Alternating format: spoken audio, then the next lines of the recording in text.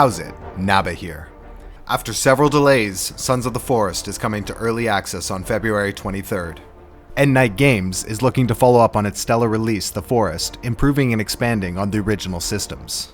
Let's take a look at what we know and what we can hope to expect from this new offering. The Forest map was relatively small, but made good use of terrain to create the illusion of size. Sons of the Forest will quadruple the scope of the playing area.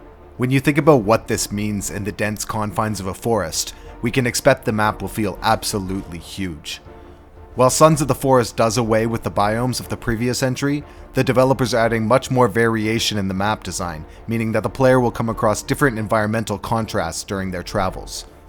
Hopefully, this takes the form of what one could see in a real forest, where something like glades and woodland might have different biodiversification. It would be a fun addition to need to consider the topography when gathering supplies, needing to go into a shaded area to uncover different types of fungus, whereas sun-loving vegetation might only be accessible out in the open. I'm looking forward to seeing what Endnight does with this expanded canvas. It's been announced that fully simulated seasons will be making their first appearance in Sons of the Forest. No longer will we see a jarring cutoff where temperate areas transition into snowy mountains. Now the whole world, including the other living creatures, will experience the seasons together. The developers noted that the changing weather will have a direct impact on your day-to-day, and certain resources will be inaccessible during the winter. Think blueberry bushes no longer bearing fruit, or water sources freezing up and blocking access to your favorite fishing spot. The management of supplies will now be even more important, so hopefully Endnight Games will be giving us some tools to deal with the adversity. The forest allowed you to cultivate some small vegetation, so it would be nice if Sons of the Forest adds more variety to this, including the potential domestication of some animals and expanding the horticulture further. While not going too far into the farming simulator skill tree, it could be fun to come home to your humble abode after furious combat to tend to your livestock and, take it easy. This would of course need to be balanced potentially via mechanics like spoilage and nourishment requirements for the creatures to reduce the ease of survival. Seasonal animals could also be added, so maybe you'd rarely see something like a bear in the winter, but they might roam further during fertile summer months, offsetting the benefits of the warmer weather. I'd also hope that the seasons last for a reasonable period, say 5 days or so of in-game time, so we can kind of settle in and really feel the effects of the transition. Of course, we will need to weather the different seasons, and Endnight is giving us a wholly new building system. Discarding the model from the forest, which had you feeding ingredients into the building blueprint, Sons of the Forest will allow the player to place each individual component. I'm not sure how it's going to work yet, but my imagination is spawning something like Valheim with even more freedom. I hope that's right.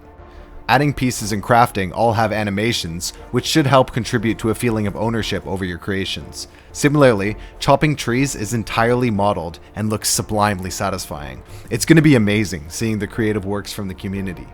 I for one am hoping for the ability to incorporate traps into your structures or build them yourself.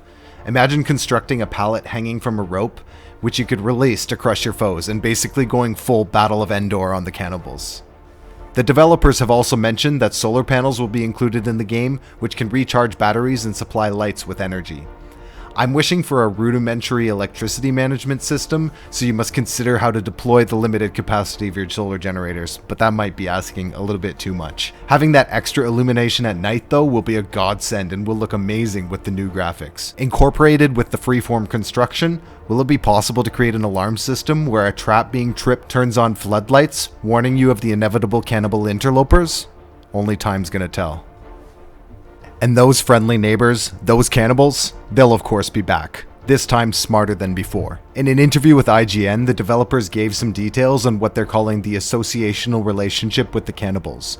In short, this means that interactions between you and the NPCs will shape their thoughts and actions.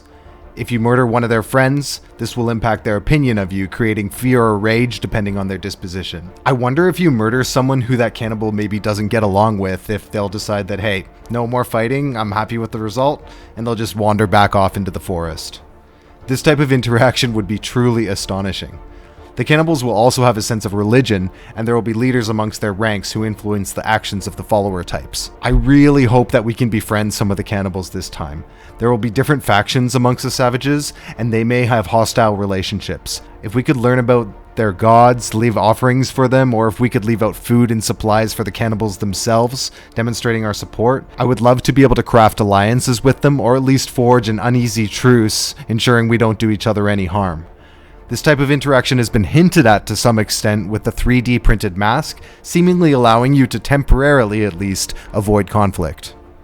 Everything we have seen so far looks extremely promising. The gameplay of the forest, developed further and in more depth, set against an amazingly beautiful world, makes it hard not to be excited for Sons of the Forest.